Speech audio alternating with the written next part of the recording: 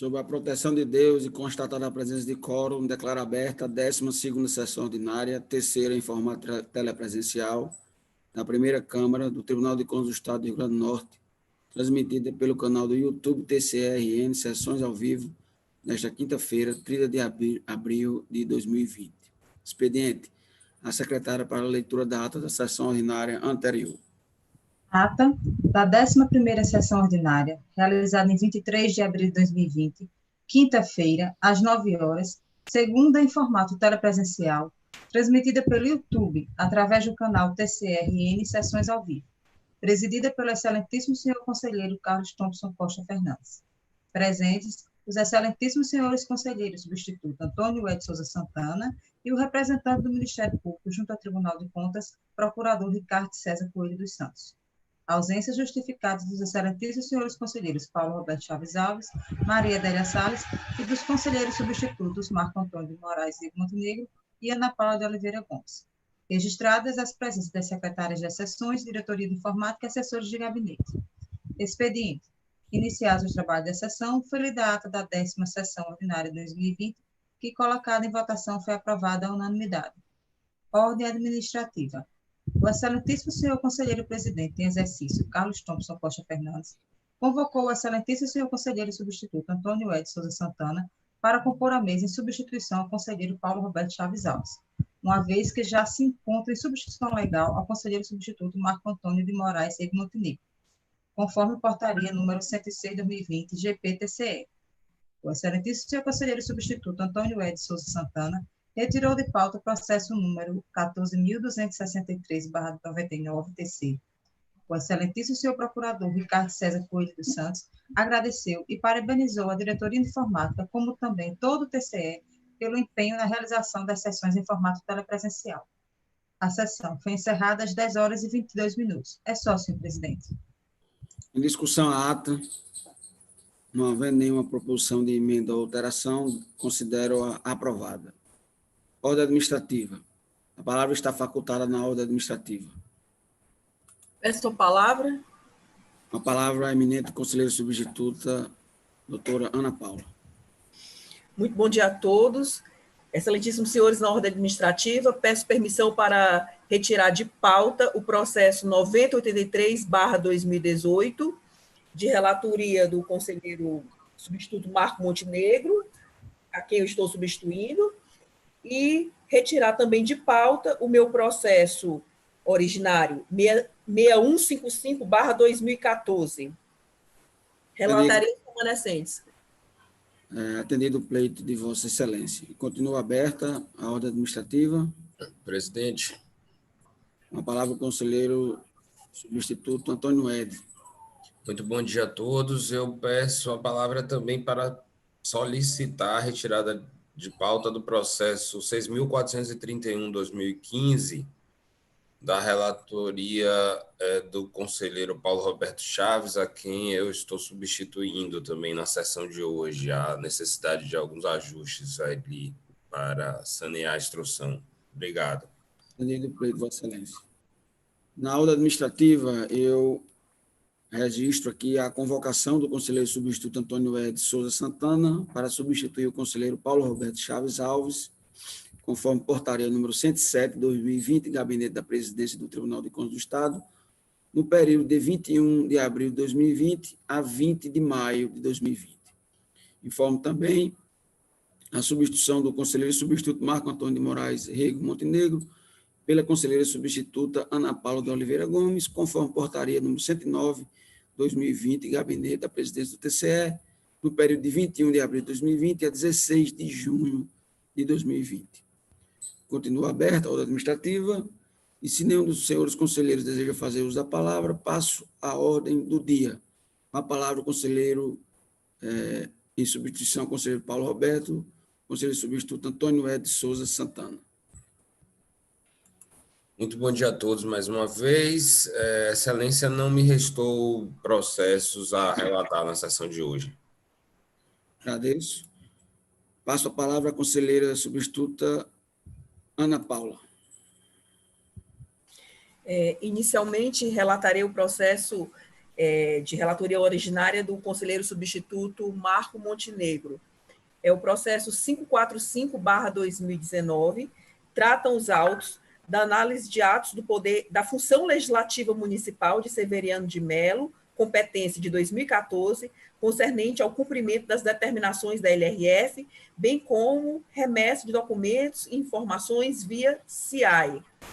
O corpo científico, por meio da informação 361/2019, evento 4, apontou a ausência de irregularidades, tendo em vista que a Câmara, na competência de 2014, publicou e encaminhou os comprovantes de publicação do relatório de gestão fiscal relativamente aos primeiro e segundo semestres, dentro do prazo legal, bem como encaminhou a este Tribunal de Contas os comprovantes de publicação do CIAI dentro dos ditames legais e manteve as despesas com o pessoal nos limites exigidos normativamente. Dessa forma, os autos foram encaminhados ao Ministério Público Especial, que acostou parecer, evento 12, ratificando na íntegra o entendimento do corpo científico e opinou pela regularidade da matéria nos termos do artigo 73 da Lei Complementar 464/2012, com arquivamento dos autos.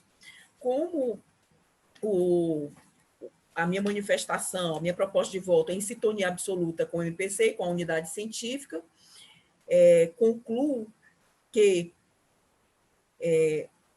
a aprovação da matéria se impõe, propõe aos excelentíssimos senhores conselheiros, membros deste órgão fracionário, a aprovação da matéria nos termos do artigo 73 da Lei Complementar 464/2012 e o consequente arquivamento do processo. É como propõe o voto em relação ao feito de relatoria originária do conselheiro substituto Marco Montenegro. Como vota o conselheiro Antônio Ed?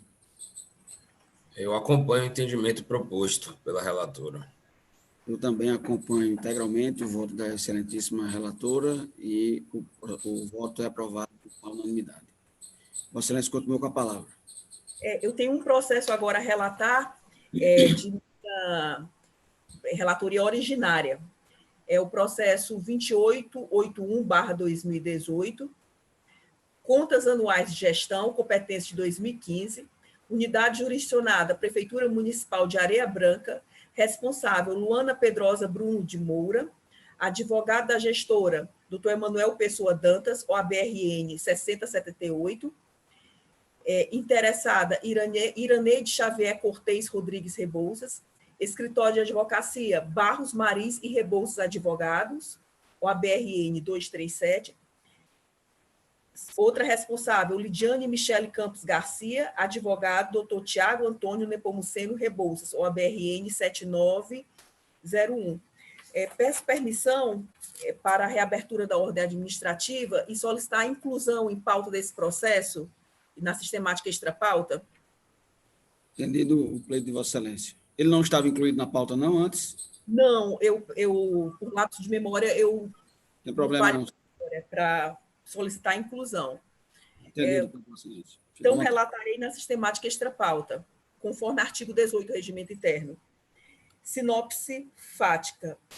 Autos registrados no TCRN em 27 de março de 2018.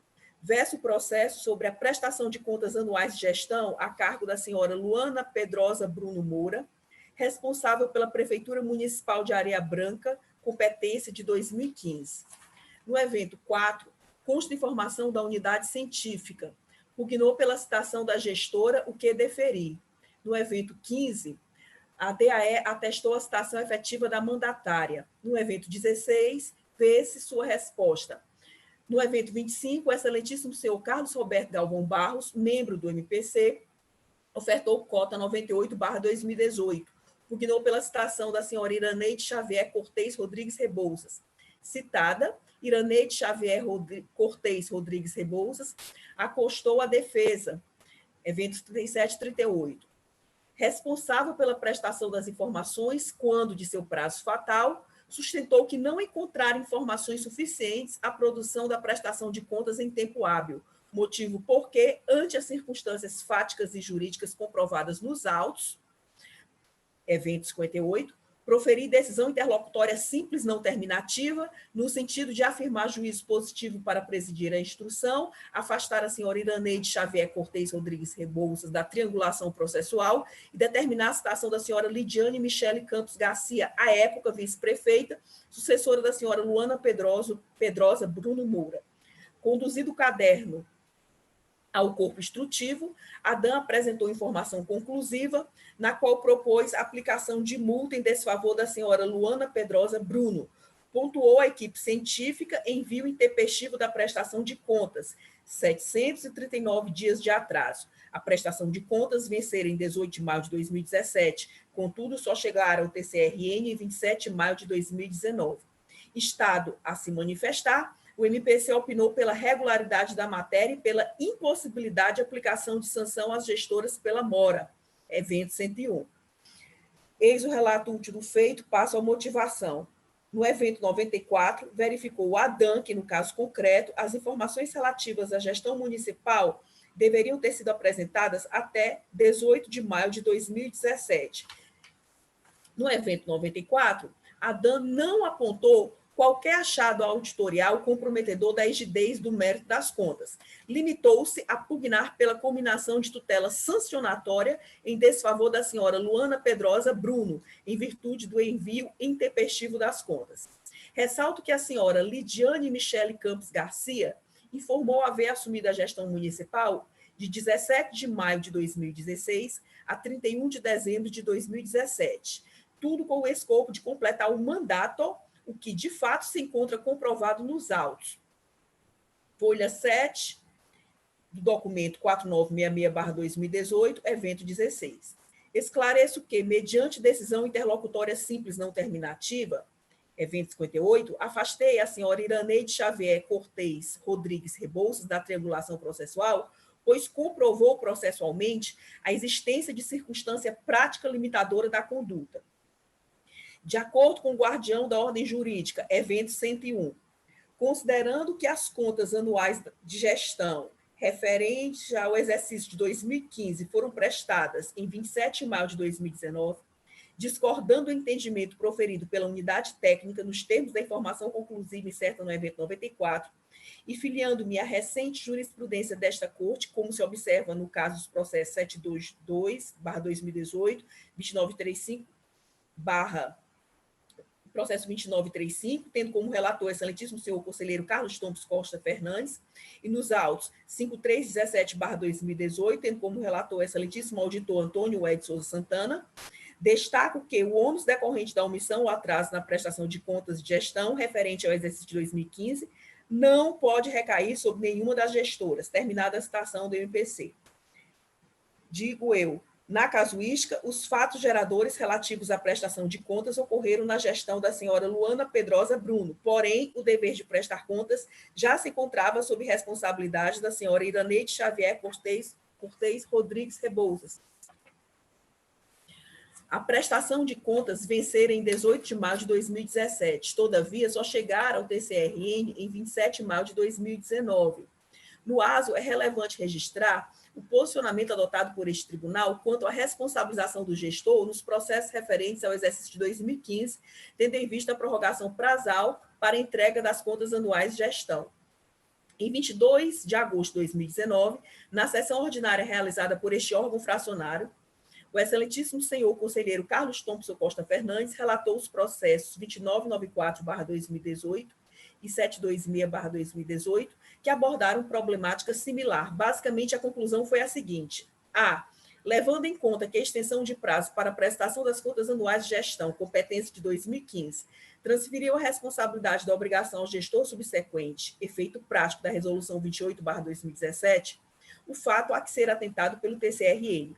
B. Sendo assim, Sua Excelência depreendeu que o ônus decorrente pela prestação das contas anuais de gestão relativamente ao exercício de 2015 não deveria recair em quaisquer dos gestores nas circunstâncias em que presentes cumulativamente atraso o dever de prestação de contas anuais de gestão do exercício de 2015 e mudança de gestor após 30 de abril de 2016.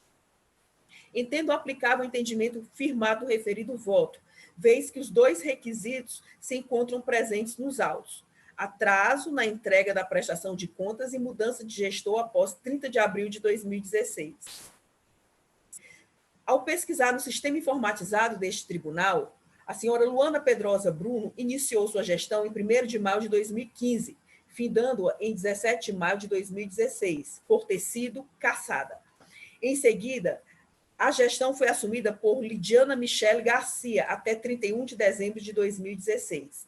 Registro que Iraneide Xavier Cortez Rodrigues Rebouça sucedeu a partir de 1º de janeiro de 2017. Houve, pois, mudança de responsável após 30 de abril de 2016. Meu posicionamento acompanha o parecer ministerial de contas por questão de segurança jurídica. De fato, em termos de Brasil, antinomia por inflação normativa consubstancia a realidade que precisa ser debatida. Inclusive, é debatida no pós-positivismo. No caso concreto, prejudicou a efetividade do controle externo. Adiciono que a principiologia da nova lei adjetiva civil pátria, aplicada não apenas subsidiariamente, mas supletivamente aos processos de contas, por força do seu artigo 15, por sinal, o vocábulo supletivamente antecede o morfema, em nível de palavra, claro, subsidiariamente na norma nacional, o que acentua o respeito à segurança judicante. Nas palavras do ministro do Supremo Tribunal Federal, excelentíssimo senhor doutor Luiz Fux, aspas, por ora impõe-se concitar o intérprete e os aplicadores do novo CPC que propugnem por soluções simples que privilegiem os dois pilares do novel Código, a segurança jurídica e a razoável duração dos processos. Terminada a citação. Digo eu, nessa linha, fico com primada a segurança jurídica, passo ao dispositivo. Com embasamento no artigo 73 da Lei Complementar Estadual 464/2012, em sintonia com o parecer 67/2020, proponho o voto pela regularidade da matéria, proponho mais ampla divulgação do que for decidido por este órgão fracionário, tudo em conformidade com o dever jurídico de transparência, é como proponho o voto e nada mais tenho a relatar. Agradeço a Vossa Excelência. Como vota o conselheiro Antônio Ede? Eu acompanho a conselheira substituta, só tem uma questão que eu gostaria de levantar para a nossa avaliação aqui nessa fase de discussão, que é quanto à necessidade de se aprovar a matéria. Talvez fosse o caso da gente arquivar sem a aplicação de qualquer sanção, mas não vejo análise de mérito propriamente das contas a subsidiar a sua aprovação pela regularidade da matéria. Gostaria de ouvi-los como pensam em relação a essa questão, antes mesmo de fecharmos a deliberação. Posso falar? Pode. Presidente. Com a palavra a Vossa Excelência. Senhora Ana Paula. Bom, a solução pela aprovação da matéria, nesse caso especificamente, se dá por dois motivos. Primeiro motivo de ordem fática.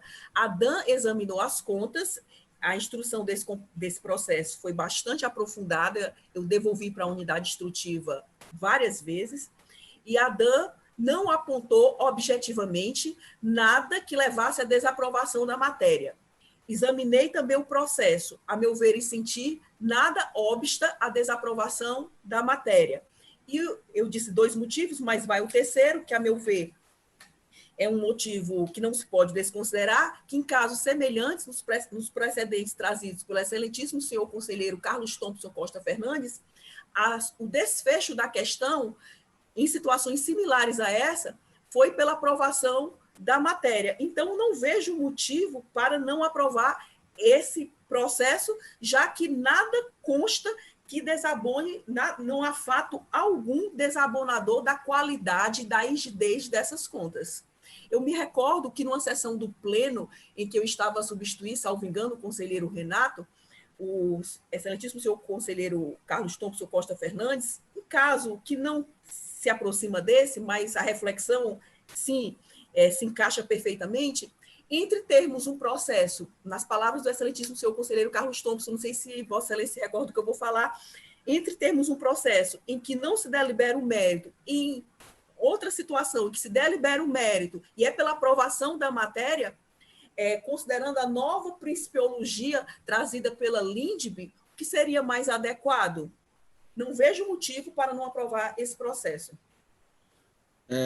Conselheiro Antônio Ed, conselheira Ana Paula, eminente procurador, doutor Luciano, eu corroboro com as observações bem lançadas pela conselheira Ana Paula e também trago aqui um argumento que eu acho que legitima a leitura no sentido de aprovar as contas. É que se houvesse alguma dificuldade ou algum problema, especialmente no que se refere ao atraso dessas contas, o julgamento do tribunal seria pela irregularidade de tais contas. Então, se houve alguma situação, as contas foram prestadas, mas esse atraso ele não induz a responsabilidade dos gestores em função de vamos dizer assim, de um equívoco legislativo por parte do tribunal, quando da edição de suas resoluções, eu entendo que há direito público subjetivo da parte de ter as suas contas julgadas aprovadas, porque, a contrário senso, elas seriam desaprovadas. Então, se ele não deu causa a esse equívoco por parte do tribunal, e as contas foram prestadas, ainda que tardiamente, eu não vejo como a gente não vencer o mérito, levando em conta também, primeiro, por um lado, a jurisprudência da primeira Câmara, e segundo, também a própria leitura, o próprio resgate trazido pela conselheira Ana Paula de uma decisão do pleno em que, se você está diante de uma situação concreta em que há a possibilidade de julgamento do mérito, você deve preferir esse julgamento em função dos princípios que regem todo o processo. É nesse sentido que eu me manifesto. Ok, eu acompanho, feitas essas considerações, eu acompanho integralmente a proposta da conselheira Ana Paula. Eu também acompanho integralmente, então está aprovado por unanimidade aprovada a proposta de voto de Sua Excelência, a conselheira substituta Ana Paula. Vossa Excelência não tem mais processo a relatar, é isso? Nada a relatar, grata pela atenção. Agradeço a participação de Vossa Excelência e passarei agora a relatar 3 processos inclusos na minha pauta. O primeiro deles é do número 538 de 2019, cuida o presente feito da análise da gestão fiscal da Câmara Municipal de Rafael Fernandes, atendente ao exercício 2014, sob a responsabilidade do então prefeito, senhor Luiz Batista da Cunha Neto. O corpo desta corte, em sede da informação 358 de 2019, constatou que os EGFs referentes ao exercício 2015 não consignaram, melhor dizendo, os demonstrativos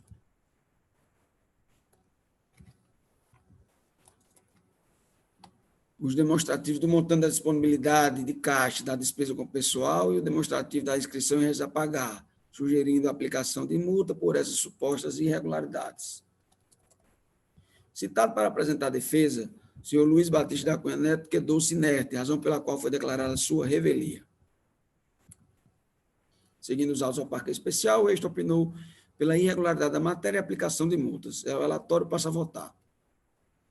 Tanto o Corpo Técnico quanto o Ministério Público de Contas entenderam que a publicação incompleta dos dados relativos ao primeiro e segundo semestres do EGF não atenderia ao disposto na Lei de Desoneração Fiscal e nos normativos desta Corte de Contas, e, por conseguinte, seria irregular e deveria ser sancionado. Examinando os argumentos trazidos pelo Corpo Técnico à luz da legislação pertinente, fazendo uma reflexão mais aprofundada sobre a imputação, tendo em vista que eu já havia proferido 2 votos em sentido contrário, nos quais deixei de aplicar multas em virtude da publicação simplificada do réu e do EGF, considero necessário revisar meu entendimento, a fim de me filiar ao posicionamento definido pela DAN e pelo Ministério Público de Contas. Explico. Eu cito aqui o artigo 48 da Lei de Desoneração Fiscal, que regulamenta, como dever de transparência, a divulgação desses instrumentos de cunho fiscal. Também o artigo 55, e regulamentando e detalhando o conteúdo desses relatórios, a Secretaria de Tesouro Nacional, no exercício de suas competências, editou o Manual de Administrativos Fiscais, que, em sua 5ª edição, referente ao exercício de 2013 e 2014, dispõe que o EGF do Poder Legislativo de municípios com população inferior a 50 mil habitantes, como no caso, deve ser composto pelos seguintes demonstrativos. Aqui eu listo todos os demonstrativos, e que percebemos nesse sentido que o demonstrativo simplificado integra o EGF relativo ao segundo semestre, não podendo ser considerado seu substituto, tendo em vista que apenas é parte dele, repito, de acordo com o referido manual. demonstrativo simplificado é parte integrante do EGF e visa a facilitar o acompanhamento e verificação de suas informações. E aqui eu discorro sobre essa questão e de que, desse modo, ao não divulgar os demonstrativos, entendo que o gestor infringiu os dispositivos em tela. Cito aqui também o dispositivo previsto no artigo 5º, inciso 1, parágrafo 1º da Lei Ordinária de 10.028, que fala em aplicação de multa. E digo que, sendo assim, essa questão, diferentemente da leitura que tive em duas outras oportunidades aqui já citadas, não deve ser vista apenas sob o prisma da suposta ausência de razoabilidade quanto à imputação de multa ao gestor que publicizou unicamente o relatório simplificado, vez que, conforme demonstrado pelo conselheiro relator, conforme demonstrado pela análise técnica, melhor dizendo,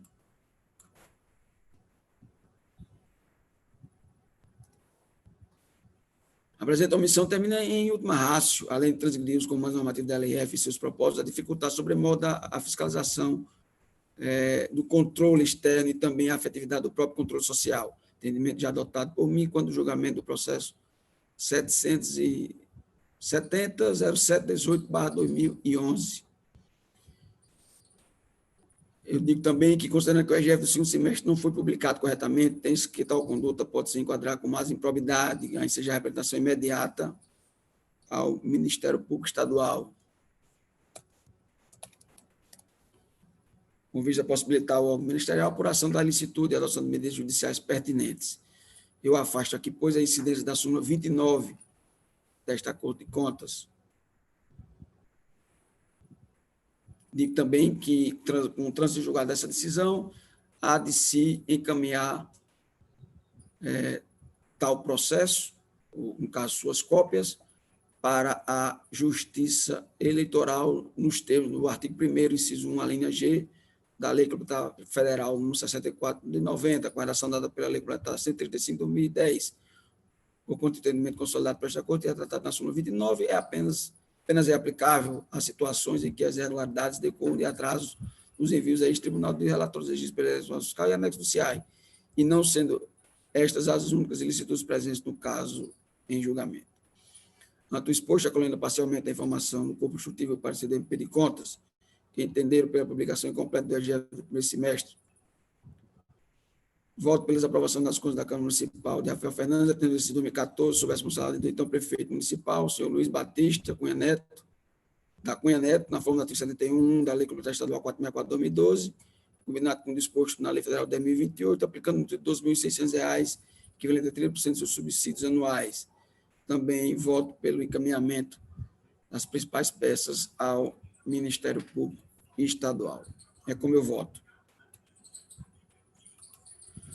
O segundo processo é o de número 2231/2018.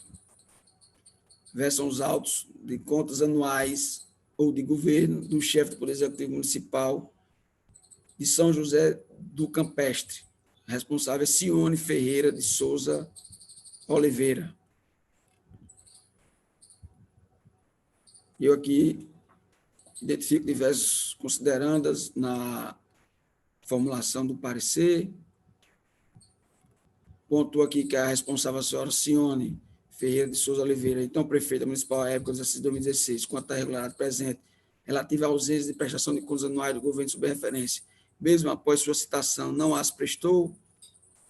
Eu pontuo também que persiste a situação de irregularidade contra a prestação de contas, na forma preconizada na legislação vigente, que dispensa a efetivação de nova citação.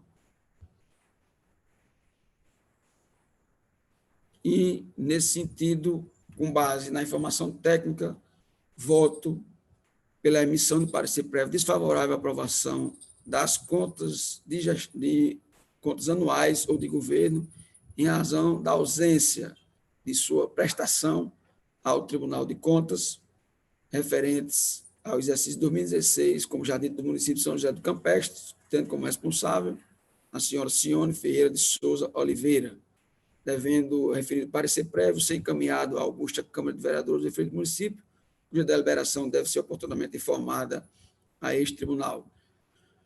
Voto também no sentido de determinar a instalação de processo autônomo para apuração de responsabilidade sobre a irregularidade no encerrador da sanção administrativa em relação à qual foi citada a gestora responsável por presentes autos, tudo nos moldes do artigo 247b, do regimento interno deste tribunal, incluído pela resolução 12 de 2016. Esclareço também que as conclusões deste parecer não excluem o julgamento por este tribunal das contas individualizadas de responsabilidade do órgão de despesa e demais responsáveis por dinheiros, bens e valores públicos, e também voto no sentido de determinar a imediata remessa de cópias da informação conclusiva 67/2020 e do presente parecer prévio ao Ministério Público Estadual para apuração no âmbito de sua competência constitucional. É como eu voto. O terceiro e último processo é o de número 6145/2014, também versam os autos sobre contas anuais do chefe do Executivo Municipal de Santo Antônio, cujo responsável é Luiz Franco Ribeiro. O exercício é o ano de 2013. Eu também aqui pontuo que no parecer existem diversas considerandas. Digo que, após citações das irregularidades referentes às contas anuais do governo sob referência foram sanadas de maneira significativa, persistida apenas inconsistências contábeis que não justificam a aprovação, quais sejam: 1. Não envio dos decretos utilizados para abertura de créditos adicionais. 2. Apuração de déficit financeiro. 3. Os saldos constantes dos estados bancários divergem dos valores ajustados do balanço patrimonial. 4. Baixa arrecadação de dívida ativa. 5. Demonstrações contábeis não segregam os réis a pagar em processados e não processados e apuração de um resultado. E o 6º, apuração de um resultado patrimonial deficitário. Em função disso, ancorado na informação técnica, eu voto no sentido de emitir parecer prévio pela aprovação com ressalvas das contas anuais da Prefeitura Municipal de Santo Antônio, referente ao exercício 2013, tendo como responsável o senhor Luiz Franco Ribeiro. Esclareço que as conclusões deste parecer não excluem o julgamento das contas de ordenação de despesa. É como eu voto.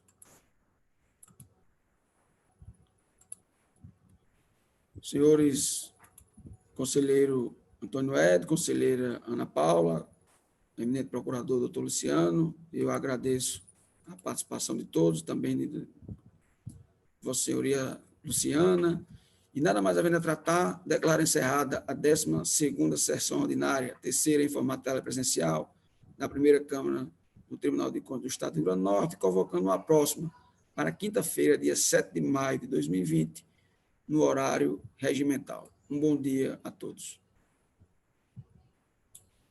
Bom dia. Bom dia.